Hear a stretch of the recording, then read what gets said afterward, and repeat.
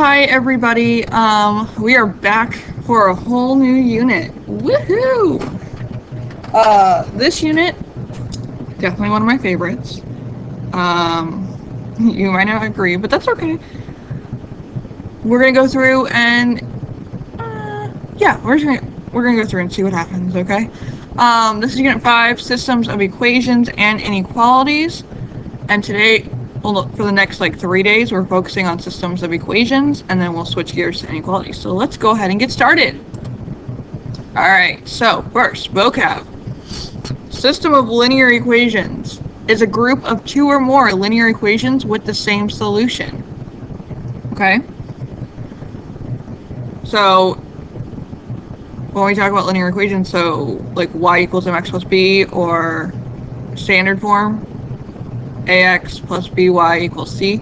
Those are our linear equations we're most likely going to deal with here. And to find a solution to that system, just like finding a solution to any linear equation, you're looking for, well, actually, I'll just give you this definition. So, a solution to a system of linear equations, just like a solution to a linear equation, is an ordered pair that makes all the equations in the system true. So that's the only difference, is that it has to work for everything in that system. To tell if it's true or not, if we take that x and y from the ordered pair and we plug it into the equation, when we simplify, we just get a true statement. So that's how we check to see if a solution is true. Just like how we checked to see if we are able to, like when we solve for x or something, we check to make sure it was actually the solution by plugging it back in to see if it actually gave us a true statement. So same thing here, because an ordered pair has an x and a y, that's why it's our solution. So when we're talking about linear equations, solutions are ordered pairs. Okay? On a graph, it's the ordered pair where all the equations intersect. So they all cross at the same point. That's a solution to the system. But algebraically, it's just the one that works when you plug it back in. It works for everything. Okay? Sorry if that was very, very wordy. Let me move this so you can see. There you go. And if you need to, pause the screen so you can copy it all down. But yeah. Alright, so there's a little bit more to systems that you want to know. It's just kind of like the general information of systems of equations. There are 3 different kinds of systems. Well, yeah, 3 different kinds, but 2 categories they can be in. Consistent systems are systems of equations that have at least one solution. Okay, so those are the ones where you will have an answer for. Inconsistent systems are ones that have no solution. Okay? And yes, so we have no solutions. Yes, it is possible to get infinite solutions as well. Okay? So the 2 kinds of consistent systems kind of differentiate this at least one solution. So an independent consistent system is a system with exactly one solution. Okay? Where dependent consistent systems are systems that have infinitely many solutions. So just like when you were solving equations, when you solve a system, you can have the same number of answers. One solution, infinite, or no solution. Okay? The biggest thing I want you to take away from this isn't so much matching the name with the amount of solutions, it's matching the system. So if you see an example of a system, are you able to determine if it has no, one, or infinite solutions when you see a picture or when you get an answer? Okay? So that's the main thing. Not super concerned about you knowing the system by name. You have to know it's an inconsistent system. I'm more concerned you want to know it has no solutions. Okay? So again, if you need to, pause the screen so you can copy it all down. So here are pictures, visual representations to show you. I'm just going to move this out of the way for right now, of what it looks like on a graph. Okay? So a consistent dependent, where it has exactly one solution, would look like this. Just 2 lines crossing at one point. So this right here, this ordered pair, which is not a very nice ordered pair, is a solution.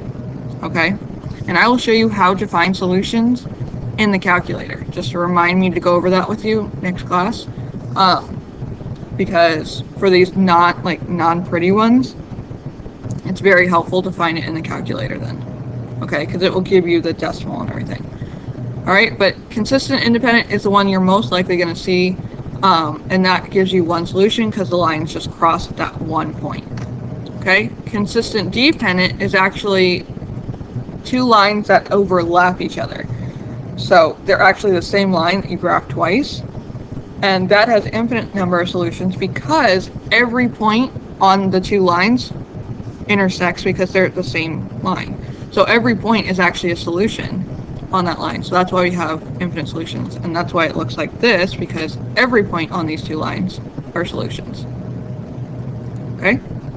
And then inconsistent is when we have no solution, which means that they don't intersect at all. So they're two parallel lines. So if you're able to like see the two equations and know they're parallel without even graphing them, that's even better. Because to be parallel, just by looking at the equations, you can tell if they have the same slope. So if they do, it's parallel. All right? Parallel means no solution, overlapping means infinite solutions, and just crossing means one solution. Okay? Next one. So there are three ways to solve systems. Like, I'm going to show you all three methods, and that's why this unit is a little bit, not longer, but we could condense it if we wanted to, but I'm going to show you all three methods. Now, SOL, and for the test and quiz, well, maybe not for the quiz, but for the test, you have a choice of which method you want to use, okay? So the three methods are graphing, substitution, and elimination, okay? All three of these methods will get you an answer, okay? Now, each one has a benefit, and there's some that are better suited for other systems just because it's set up for it. It doesn't mean you can't use another method. It just means it's a little bit more work to do that other method. But again, if you like that method, say you really like substitution, and I give you a system that's like set up ready to do graphing, you can still do substitution with it. It just might take, like, it might take a few more steps to get it done. But if you're 100% on substitution, go for it, okay? But today we're going to focus on graphing. Just so you guys can be prepared for anything, and then it's kind of like you can choose. I want to give you the choice by making sure you have everything. Okay? So today we're doing graphing. So to solve systems by graphing, I think I have to move this over here. There are 4 steps. Okay? Step 1 is to change all equations to slope-intercept form. So y equals mx plus b, just get the y by itself if it's not already. That way it's already, like, it's in a form that's ready to be graphed. Okay? 2 is to put all the equations on the same graph, so you just graph the lines. Remember, m is your slope, b is your y-intercept. Plot your y-intercept first, and then use your slope to get your next point. Now, because we're dealing with multiple equations, and we're going to have multiple lines, it might be helpful to use different colors, or like a pen and a pencil, or like actually make one like a skinny line where another one's a fatter line, so you can tell the difference between them. Step 3 is to find any points that the equations have in common. So the intersections of the two lines or the overlap of the two lines, find those. Okay? Those ordered pairs are the solutions to your system. So if you have an intersection, write down that ordered pair, because that's your solution. And then step 4 is to check your solution. So you want to plug it into your equations, plug the x and y into the equations, all of the equations, and make sure you get a true statement for each one. Okay? Alright, so again, if you need to, you can pause the video and make sure you get all this stuff down. Alright, so step 1, or example 1, whatever. Find the solution to a following system. So this is a system, and you're typically going to see like this big brace around it so that you know these two are included in the same system. So to find the solution, we're going to graph it. Our first thing is to make sure everything is in slope-intercept form. So this top one is not. This bottom one is. So cool, bottom one's ready to go. Let's get the top one ready to go too. So the first thing I'm going to do is I'm going to subtract 3x from both sides. So that way I get negative y equals negative 3x plus 6, and then I'm just going to divide everything by negative 1. So I get y equals 3x minus 6. Okay? Now that I have that, I can go ahead and graph it. So 3 is my slope, negative 6 is my y. So already got that there. And then I'm going to go up 3 and over 1 and plot my next point. So that's my line in red. Okay. This one, I have a slope of -2 and a y-intercept of 4. So that means I'm going down 2 and over 1, because I can write over 1 here. So starting at 4, I go down 2 and over 1, and that's my line, and I'm just going to extend my line all the way up. Okay? So, this is my system. To find my solution, I look at this graph and look, hey, it's crossing right here. So that ordered pair is my solution. And that ordered pair is 2, 0. Okay? Now to make sure I'm right and I didn't actually graph something wrong, I'm going to plug the x and y from this ordered pair into both equations. And I'm going to use the original ones that I started with. So, I do my check. Plug it into the first one, so it's 3 times 2 minus 0 equals 6. Well, that gives me 6 minus 0 equals 6, which gives me 6 equals 6. True. Do it for the second one. I get 0 equals -2 times 2 plus 4. -2 times 2 gives me -4. -4 plus 4 gives me 0. So 0 equals 0, which is also true. So because I got true statements for both equations, I know that this is actually my solution. Okay? So this one you guys are going to try on your own to graph. Yes, I did make it a little bit more difficult because neither are in slope-intercept form, but you guys want to have the practice for it, trust me.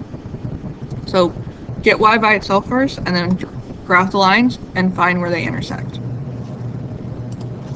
Now, sometimes I might give you a system already graphed and ask you either to write the system, so you have to write out the equations, or they might just ask you what is the solution from the picture, which is great, because that's a little bit easier.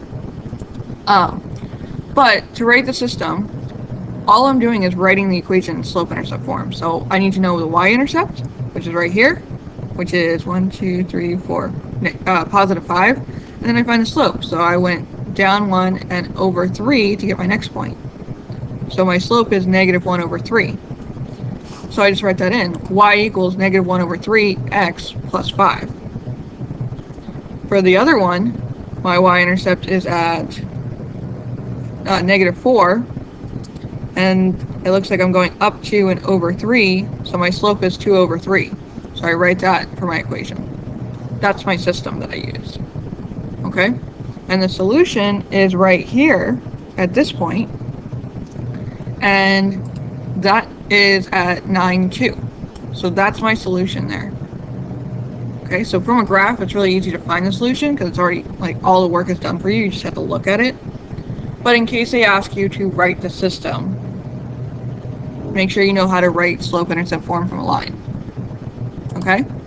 And then this last one, you're gonna write the thing. So when I make these on the computer, I do my best to line them up. So if it looks like it's getting a little wonky, just round it to the closest thing that it is, or push it, like, use the closest grid mark that it's on. Okay? So, sorry, but that's what's happening.